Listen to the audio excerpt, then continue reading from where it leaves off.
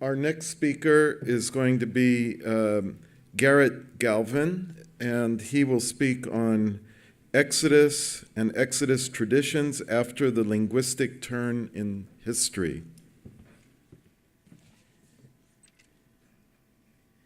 Once again, I'd like to thank the organizers of this conference. It's been a real delight to be here. Like Professor Romer, I feel like a lot of what I have to say has been said before. Unlike Professor Romer, he had a lot of original things to say during his talk, and I hope I can just make a couple contributions. The historicity of an Exodus event has been under debate for well over a century now. Since German higher scholarship started critically examining the texts of the Book of Exodus, there have been many who question the story as has been traditionally understood by various faith communities. This paper will seek to examine the historicity of an Exodus event. I will start with 3 examples of putative Israelite presence in Egypt. Then I will proceed to an examination of the 13th century. I will skip the 15th century as it has been thoroughly dealt with here, and I have nothing to add to it. And then I will look at the possibility of an Exodus narrative that is solely a literary device consciously created from whole cloth. Hayden White argues historical narratives are verbal fictions, the contents of which are as much invented as found, and the forms of which have more in common with their counterparts in literature than they have with those in the sciences. Language theory argues that the text has no reference to an external reality, but is contained within itself. I'm interested in looking at the impact of the linguistic turn on our understanding of the Book of Exodus. Many current histories of Israel and Judah reflect the increasing awareness of the limits of objectivity. On the other hand, the Bible does refer to people and events found in the archaeological record. This forces the historian to look more cautiously at biblical literature without completely discounting it. With all due respect to Professor Deaver, I do not see this as a nihilistic venture, but as an important exercise in understanding what is invented and what is found. Being a Franciscan, I'm a great devotee of the 14th century Franciscan William of Ockham and his razor. In 1990, the Irish historian who currently teaches at Oxford, R.F. Foster, wrote the monograph Modern Ireland. It fundamentally changed the controverted field of Irish history. I studied law at Trinity College Dublin in the 80s and witnessed many of the troubles over there. This book moved the frame of the argument away from an Irish and British narrative by re-examining what was invented and what was found.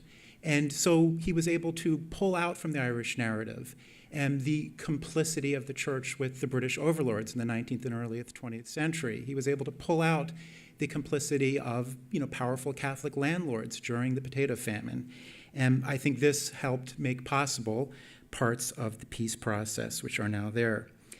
Many were saying at the end of the last century that the former Yugoslavia needed an R.F. Foster as they fought over Serbian and Croatian narratives.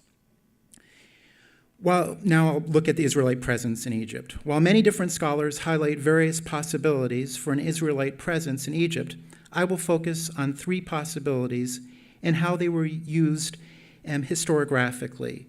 Abraham Malamut emphasizes the Anastasi Papyri. As we have heard, the exact meaning of these papyri remain open to interpretation, but they are from the Eastern Delta in the 13th century. The various Anastasi Papyri are generally related to border crossings in the Eastern Delta and Palestine around the time of Merneptah. For the purposes of the historicity of Exodus, Papyrus Anastasi 5 is the most interesting document. Malamut tells us that it reports the escape of 2 slaves or servants from the royal residence at Pi Ramses on the western edge of Wadi Tumilat. Malamut claims 4 parallel features exist between Anastasi 5 and Exodus: the escape of slaves from the city of Ramses, the pursuit of Egyptian military forces.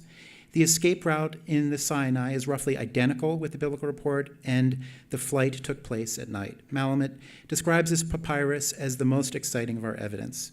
The difficulty with this material appears obvious at some levels and more complicated at other levels. This flight only involves 2 runaway slaves. We have no description of their ethnic origin. At this time, there were many slaves in Egypt from Nubia. We know that in later epochs, Israelites worked at the southern border of Egypt. The question of geography is a complicated one. The town of Pi-Ramses, as we've been hearing, is well known in the New Kingdom, but this is not what is described in Exodus 1:11. We dealt with that very well 2 lectures ago, so I won't go any further into that. Accordingly, while Malamud easily switched between Pi-Ramses and Ramses in his discussion, other scholars feel that this cannot be done. I think we have seen an invented narrative emerge here. Redford proposes that the town in Exodus actually references a late period town more commonly known as Bubastis. My main problem with this document involves only the first of the 4 parallel features described above. Although Malamud describes an escape from Ramses, the document could only be referring to Pi-Ramses. The number of slaves involved is only 2, and we do not know their ethnic identity. This seems almost irrelevant when we compare it to the idea of Exodus as a foundational event in the Old Testament. We see a recurring motif here. Biblicists like Malamud are sanguine about the Egyptological evidence, but they are often corrected by Egyptologists. Now I'll look at the Karnak reliefs. Although a number of scholars have focused on the importance of the Karnak reliefs as a source, I will use a more recent article by Frank Yurko, an Egyptologist who holds similar views. Yurko maintains that the 4th battle relief of Merneptah does retain clear evidence of battle in a hilly country against a foe depicted as Canaanites that had no fortified city. He reasons that these Canaanites have to be Israelites because of their Merneptah Stila. He states this combination, 3 battle scenes against city-states, one named Ashkelon, and a battle in open hilly country matches precisely the Merneptah Israel Stila's retrospective account, and it is reasonable analysis that the Stila and the Karnak battle reliefs record one and the same military campaign. The actual relief never identifies them as Israelites. There were a number of other people mentioned on the Stela. I think it is very debatable as to how reasonable his analysis is. The other important element of this is the nature of Egyptian reliefs. Many would question whether these are straightforward analyses of history. They are highly symbolic aspects to the relief. Yurko's discussion of the relief does not bring any of these matters into play. I would also argue for the religious significance of Karnak. This is not a library, but a highly ideological center. I wonder if this is not like trying to reconstruct history from stained glass. In a similar discussion of the reliefs concerning the sea peoples at Medinet Habu, there is a lively academic debate about their veracity. All parties seem to acknowledge the importance of the highly symbolic nature of these reliefs. The period of the sea peoples is only a 50-year period after our material, so it would seem to have a bearing on this material. Yurko's arguments have not won widespread acceptance in the field. Now I'll look at the 400-year stela. This stela seems to have been moved from Pi-Ramses to Tanis during the 21st dynasty. It appears to have been written in the time of Ramses II, and it records the inauguration of the cult of Hyksos god Seth 400 years earlier. Seth is a very old Egyptian god that came to be equated, as we've heard already, with some Semitic gods in the New Kingdom. Thus, Ramses tries to equate him with the Hyksos. Many compare him with an upstart god like Baal, as opposed to an older el-like gods in the Canaanite pantheon. My mentor, Professor Michael O'Connor, before he died, had me read many articles in order to get ready for my dissertation by Professor Halpern. And so I used to write essays on them, and then he would look them over. He thought this was one of the best ways to prepare. I found this statement by Professor Halpern about this 400-year stela. Professor Halpern posits that if Ramses II's 400-year stela has inspired the biblical tradition of a 400-year sojourn in Egypt, a conviction that Ramses II was the pharaoh of the oppression has actually shaped the development of Israel's traditions. The Semites subjected to forced labor in the Delta identified themselves with the traditions of their Hyksos predecessors against the Egyptian pharaoh. Thus, Israel came to identify itself with the Hyksos. I think Professor Halpern here is very careful to put an if, but I think the historical narrative often gets reified rather than the qualification. And I think that's one of the things we have to be careful about as we consider historical narratives. All we truly know about this stela is that it was written in the time of Ramses II and has domestic concerns in mind. In examination of 3 possibilities for an Israelite presence, offers some clear evidence that Egypt dealt with foreign adversaries. In only one case do those adversaries appear to be Israelites. This is the Year Stila. Yet, this in no way recognizes an Israelite presence in Egypt. The other pieces of evidence can only be linked to Israel in a very indirect way. Nahum Sarna puts it best, I believe, when he says, there is a complete absence of any external written documents testifying to Israel's presence and subjugation in Egypt, to her migration from the land, or to her conquest of Canaan and her settlement there. Now, what would Hayden White say about our field? We see historical narratives being invented that aren't there after applying Occam's razor to the artifacts. Now I'll look at the 13th century and look at positive ideas about the Exodus at that time. The idea of a 13th century Exodus is much more popular than a 15th century Exodus. 15 years ago, Carol Redmond could say that most biblical scholars still support the basic historicity of the biblical narrative. More recently, Megan Bishop Moore and Brad Kelly stated, most historians of ancient Israel no longer consider information about the Egyptian sojourn, the Exodus, and the wilderness wanderings recoverable or even relevant to Israel's emergence. What changed? The field has become more tuned to the linguistic turn, not just in peer-reviewed articles, but also in general works. I shall now survey the extent of the historicity that many biblical scholars accept, except there, of course, there is a wide divergence. Kenneth Kitchen and Frank Yurko cite each other's materials. While Yurko appears to agree with Kitchen on the 13th century dating, he opts for a much smaller number of people. Kitchen never gives a definitive number, but he seems to like the idea of about 30 to 50,000 people. Yurko states, as for the number of Israelites said to have left Egypt in the Exodus, 600,000 is clearly inflated. If Bnei Yisrael initially included only the descendants of Jacob, then 6,000 or even 600 would be a more reasonable figure. Such a group might easily have escaped through a swampy or marshy lake. A number of other scholars echo Yurko's call for a smaller number. Carol Redmond is an Egyptologist with a much stronger connection to mainstream biblical scholarship. While she supports the idea of an actual historical origin for the Exodus events, she maintains that recent research indicates that even more of the extant Exodus account than previously thought comes from periods during or after the Israelite monarchy or even the exile. She focuses on how different ancient notions of history are to our own. Thus, what seems anachronistic to us is perfectly legitimate to them. When contemporary scholars focus on anachronistic elements within these stories, they are coming at it with different sensibility that assumes a reference to earlier events. This could be a part of a genre rather than an actual event. In many aspects, she is making the opposite point that Kitchen made. Kitchen attacked non-literal readings of Scripture as the corrupt fruit of 19th century German scholarship. Redmond has a conception of Scripture that takes into account its theological nature as well as its different conceptions of history. Even scholars who accept a 13th century date for the Exodus want to put limits around the event like Redmond does. Coogan makes the point that the Bible itself is virtually devoid of concrete detail that would enable the Exodus to be securely dated. Like Redmond, he points out the generic nature of the Exodus story. No pharaoh is ever named from Joseph to Moses. Pharaohs are named in later books of the Old Testament that have a more easily confirmed history, like Shishak in 1 Kings 11:40, So in 2 Kings 17:4, Necho in 2 Kings 23:29, Teherka in Isaiah 37:9, and Hophra in Jeremiah 44:30.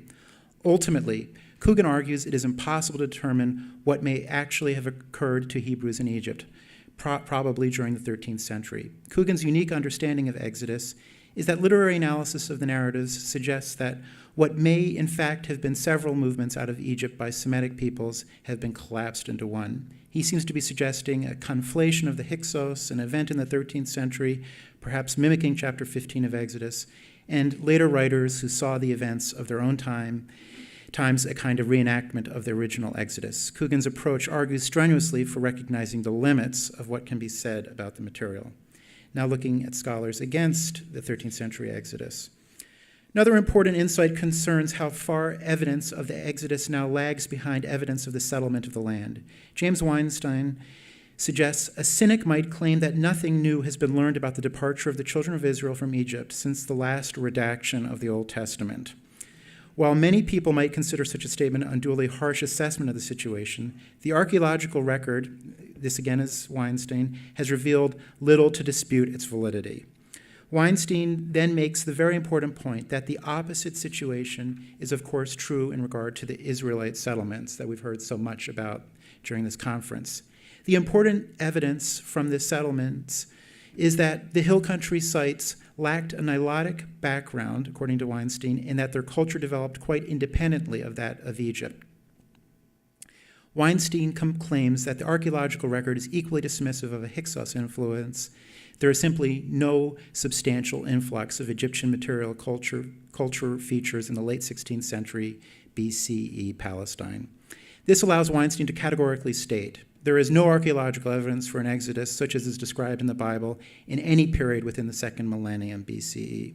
He does not discount that there may have been a migration, but it involved such a small number that it currently cannot be identified in the archaeological record. Given the strides made in understanding the settlement of Israel, it is very significant that no Egyptian material culture can be traced in the hill country. Weinstein concludes that the Exodus story cannot be considered a topic for productive archaeological research. Now I'd like to look at the Philistine Analogy. The Philistines offer a powerful analogy for immigrant groups. They arrived in the Levant in early Iron Age 1 as Israel also emerged. They derive from sea people, and there is considerable evidence of their conflicts with Egypt. These sea people make their initial appearance in the 14th century BCE. The Luca, Sheridan, and Danuna were first mentioned during the reigns of Amenhotep III and Amenhotep IV, better known as Akhenaten, often in the roles of mercenaries. The powerful difference is the evidence on the ground. For Israelites, no evidence exists of Egyptian cooking pots in the central hill country. The exact opposite is the case with the Philistines. They brought their pots and produced similar ones using local raw material. They also brought their own spool-shaped loom weights. We see a gradual spread of Aegean-inspired pottery that provides evidence for the progressive expansion of the Philistines' influence throughout the country. It would seem that we should expect similar evidence of Egyptian cooking pots in the central hill country. The important counterargument to all of this is that the Israelites never submitted to the use of Egyptian pottery while in Egypt in order to maintain group identity and strengthen solidarity. Although evidence exists of this phenomenon in the archaeology of Syria-Palestine, these cultures were standing side by side rather than completely subjugated. We do not seem to have any evidence for Egyptian cooking pots or weaving techniques. They would never abandon these basic elements, in my opinion. They are absolutely essential to survival of an immigrant people. Now I'd like to look at Van Seters. Another important critic of the historicity of Exodus is John Van Seters. Van Seters' minimalist claims must be explored in more detail. He believes that, quote, the geography of Jay's Exodus account will reflect his familiarity with the Egypt of his own day rather than preserve hoary traditions of place names from the second millennium. Van Seters claims that Per-Atum, Pithom, is the name used for a number of different temples to the god Atum in various locations, but none receives the town determinative in Egyptian until the inscriptions of the late period.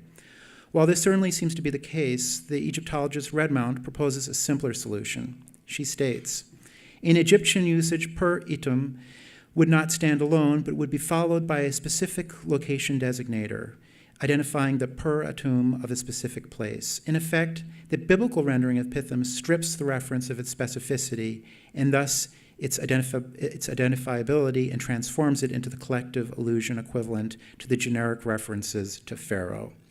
Van Seters' scholarship also seems to be overly aggressive in his discussion of Yam Suf.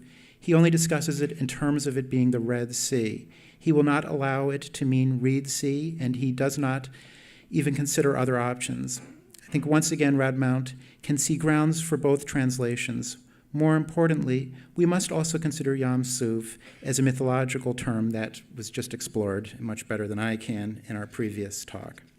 Now I'd like to look at origin stories. Recent historians take considerable interest in origins. The Harvard historian Jill Lepore argues all nations are places, but they are also acts of imagination. Who has a part in a nation's story, like who can become a citizen and who has a right to vote, isn't foreordained or even stable. Investigations into Israel's ethnogenesis confirm this view. Yesterday, we heard Avraham Faust make a similar point. Faust makes an argument similar to Redmond, that the narrative has a historical core. Thank you. But the Bible does not accurately describe how it took place. I would argue that an examination of the Egyptian material suggests a historical core may exist, but it is impossible to discern. The very idea of an origin story tells us more than an unrecoverable historical core can tell us. In a 1987 article, Redford argues that the Little Egyptian coloring Exodus is almost wholly toponymic in nature. In a more recent work, he claims the Exodus was part and parcel of an array of origin stories to which the Hebrews fell heir upon their settlement of the land, and which, lacking traditions of their own, they appropriated from the earlier cultures they were copying. I would like to close this paper with a short reflection on what origin stories can contribute to us. Hayden White encourages us to look at the counterparts of historical narratives in literature. Anne Killebrew has implicitly done this by following Herwig Wolfram's definition of ethnogenesis.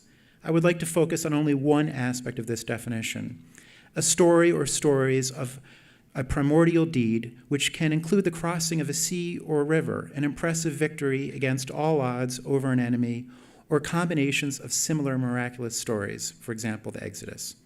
Rainer Alberts claims there is good evidence for the thesis that Jeroboam's revolt was founded under the religious banner of the Exodus tradition, and that the Exodus story found its oldest shape in this revolt.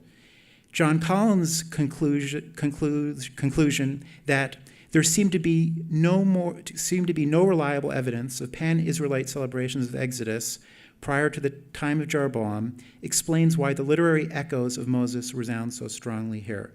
Commentators have referred to this as Israel's charter myth. Similar phenomenon can be found throughout the Greek, Roman, and German histories. Numerous examples exist of the importance of river crossings. Potentially hostile river gods often needed to be placated before the crossing of a river.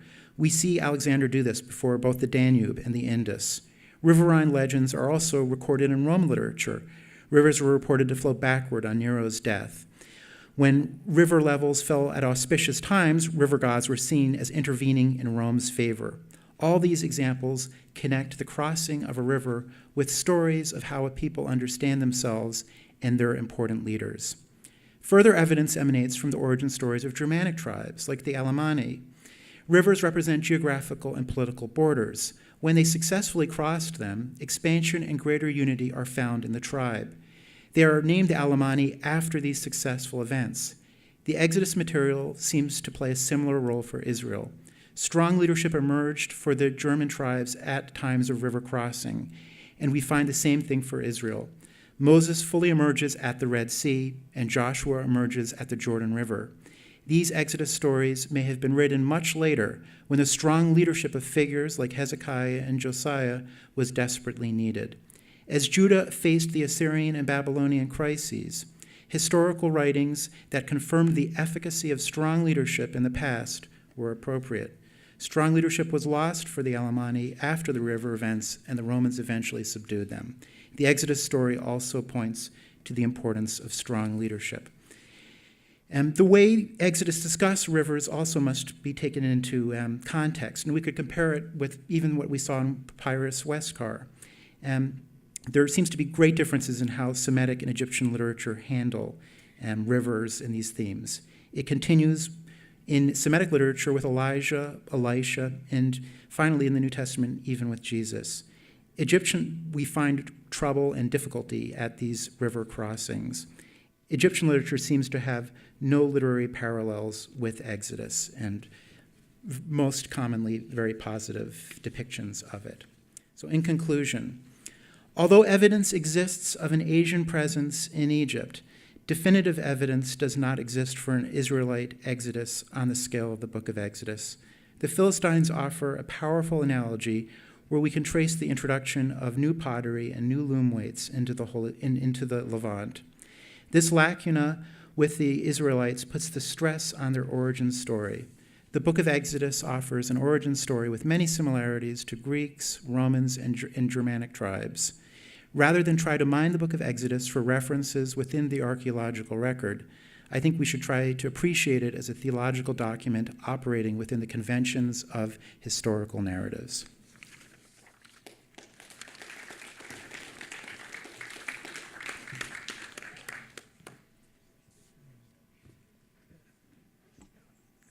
The paper is now open for discussion. Yeah, sorry. Hi, Tom Levy.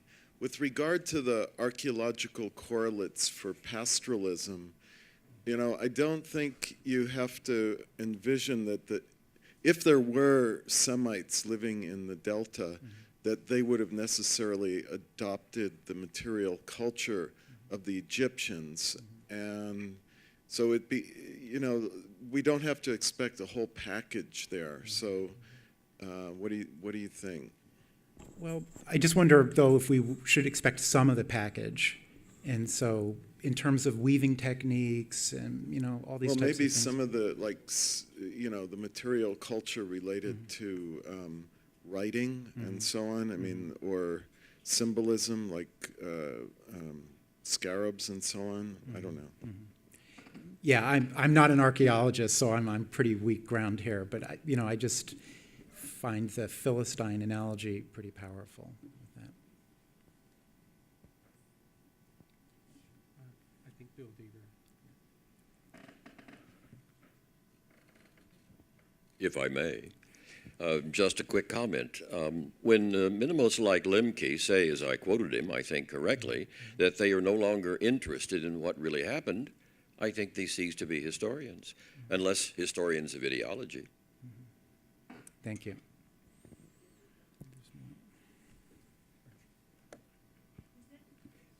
Gary Rensburg.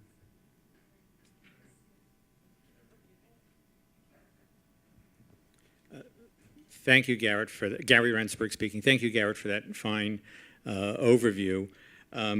I was wondering at what point somebody might refer to the Karnak reliefs. So I think you were the first one in our 4 days here to do that. So just a footnote to that.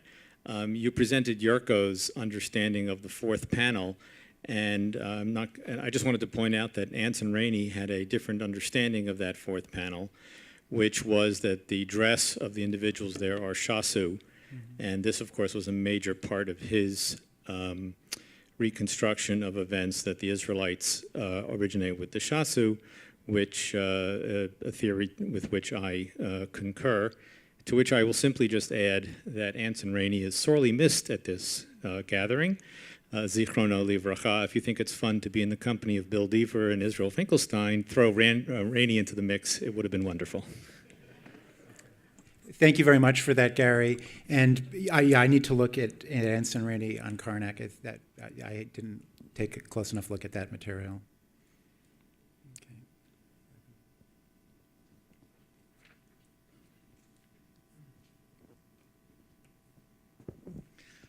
Okay. Aaron Mayer, if I'll shed my my mantle of Kulturgedächtnis that I put on yesterday and get back to being an archaeologist, I'll